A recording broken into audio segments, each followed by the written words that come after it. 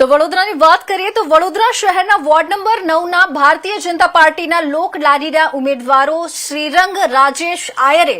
પરેશ બ્રહ્મભટ્ટ, સુરેખાબેન પટેલ અને દર્શિતા રાયની ટીમ સાથે ઝાંસીની રાણી 4 રસ્તાથી વિજય વિશ્વાસ રેલીનું ભવ્ય આયોજન કરવામાં આવ્યું હતું। આ વિજય વિશ્વાસ rally Chandranagar, Gujarat housing board, Sevasi ગામ, નંદાલય હવેલી, ગોત્રી ગામ, વુડા સર્કલ થઈ તમામ વિસ્તારોમાં વિજય વિશ્વાસની રેલી ફરીને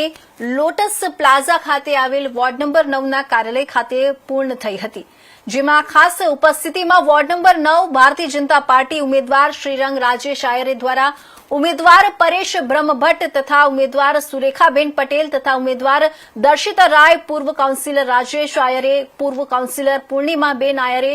હેમલતા ગોર તથા સમર્થકો મોટી સંખ્યામાં વિજય વિશ્વાસ રેલીમાં જોડાયા હતા।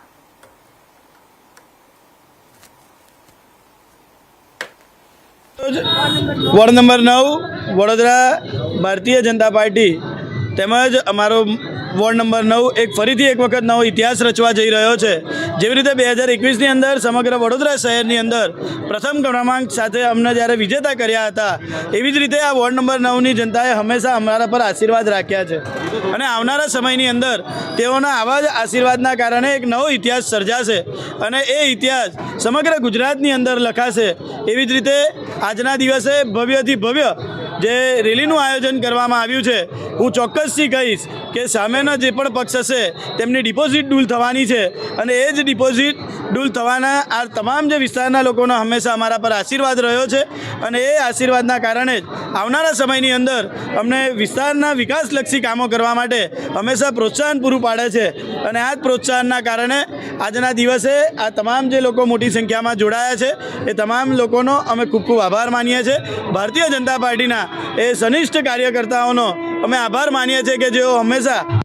સાથે રહ્યા છે અને આવનારા સમયમાં પણ તેઓ અમારી સાથે રહેવાના છે। આજ રોજ ઇલેક્શન વોર્ડ 9ની અંદર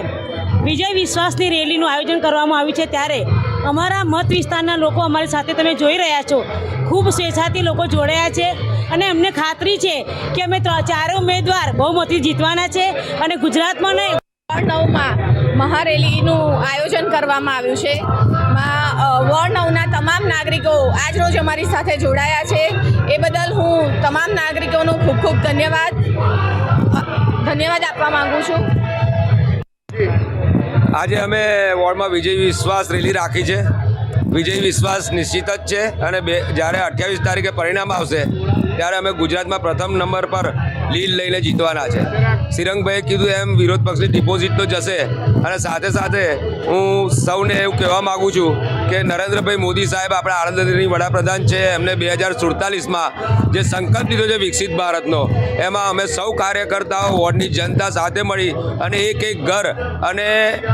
એક લાભાર્થી બાકી ના રહી જાય, વિકાસના કોઈ કાર્યો બાકી ના રહી જાય, એ ચોક્કસથી અમે સૌ ધ્યાન રાખી અને અમારું સર્વસ્વ